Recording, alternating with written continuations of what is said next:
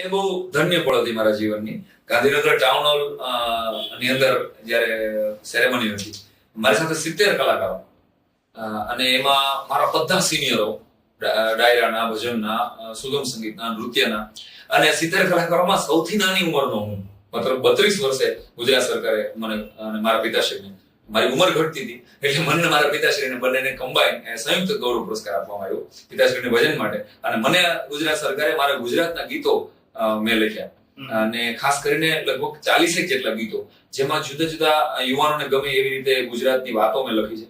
અને આજની પિક્ચરના ગીતોની બીટ ઉપર, દેશભક્તિના ગીતોની બીટ ઉપર મેં ગુજરાતના ગીતો અને ગુજરાતની અસ્મિતાને વર્ણવવાનો પ્રયત્ન કર્યો છે, કે જેથી આજનો યુવાન છે એ આજની કોલેજની કોઈના પણ ફંક્શનમાં તમે જાશો તો સ્વાભાવિક છે કે ઢોલી કરો, ઢોલ બાજે, એની ઉપર તમને ગીત જોવા મળશે.